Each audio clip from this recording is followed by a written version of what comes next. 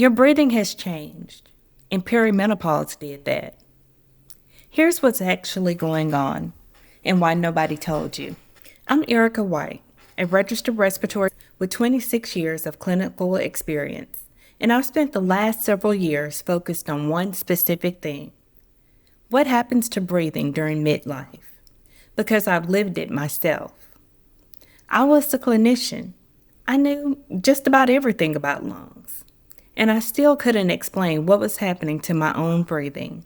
That experience changed everything about how I work.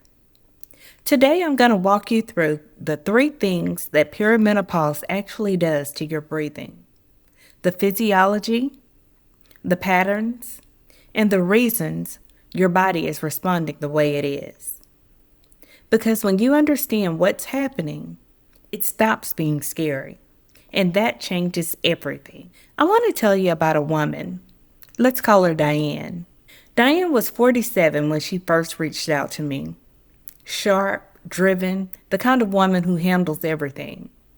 For about a year, she'd been dealing with this sensation that she described as feeling like she just couldn't fill up, like there was a ceiling on her breath.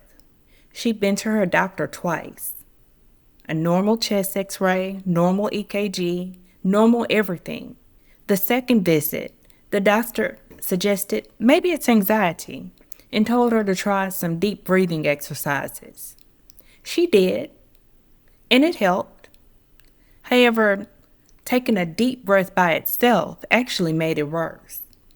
By the time I spoke with her, she was exhausted, not just physically, but emotionally. She was second-guessing herself, avoiding exercise because she was afraid of triggering the sensation, monitoring her breathing all day long. And at night, the hot flashes would wake her up. Her breathing would feel off, and she just couldn't get back to sleep. What she described to me was not a woman with anxiety. It was a woman whose hormones were shifting, whose nervous system had picked up on the change, and whose body had developed a pattern around breathing that nobody helped her understand.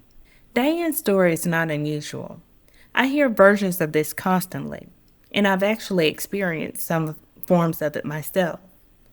The details change, but the core experience is almost always the same. Something has changed. You can't explain it. Your tests are normal, and you're left carrying the weight of not knowing. And that's exactly what I want to change today. Most people don't know this, but progesterone is a respiratory stimulant. It influences the part of your brain that controls your breathing rate and depth. This is why pregnant women, when progesterone is high, they often breathe faster than usual. It's not anxiety, it's physiology. During perimenopause, progesterone starts to decline, and it doesn't decline smoothly. It fluctuates. It drops, it surges, it drops again. And as that happens, your breathing shifts in ways that feel subtle but disorienting. You may find yourself sighing more, feeling like you need a deeper breath more often, noticing your breathing in a way that you never did before. That awareness is not imagined. Your body is genuinely responding to a change in the hormonal signals that used to keep everything running quietly in the background. And estrogen plays a role too. Estrogen has anti-inflammatory effects in the airways. As estrogen declines, some women experience increased airway sensitivity. Things that never used to bother your breathing might start to feel more noticeable. This is not your lungs failing. This is your body recalibrating. But when nobody explains that to you, it's terrifying. Here's the second point. Your nervous system and your respiratory system are not separate.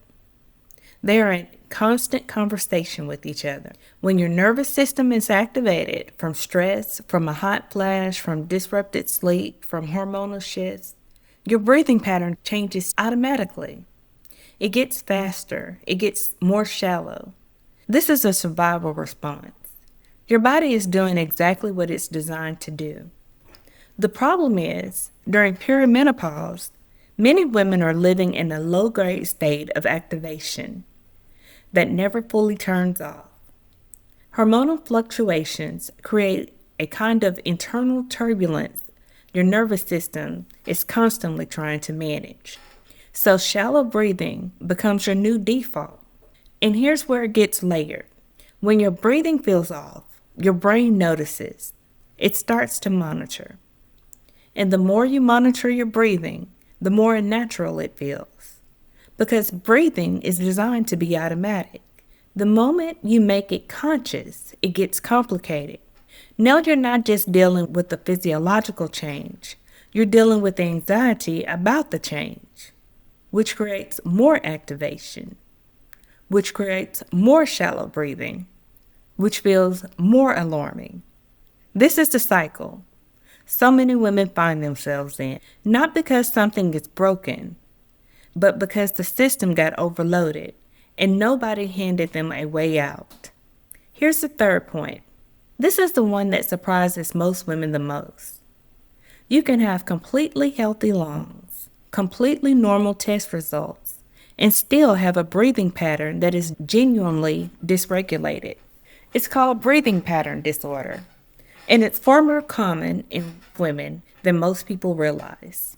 It looks like chest tightness that comes and goes, frequent sighing or yawning. These symptoms are real, but because the tests don't flag them, women are told it's anxiety, and they're sent on their way. What's actually happening is the body has learned a breathing pattern, usually in response to stress, hormonal shifts, or scary breathing, and it keeps that pattern running even when the original trigger is gone. Your body learned it, which means that your body can unlearn it. If you recognize yourself anywhere in what I shared today, the most important next step is understanding which pattern is driving your experience, because they're not all the same. And that's exactly why I created a free assessment. It helps you identify what's most likely driving your symptoms. So you're not guessing, you're not spiraling, and you have something real to work with. The link is in the description.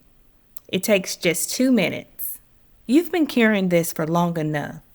Let's figure it out together.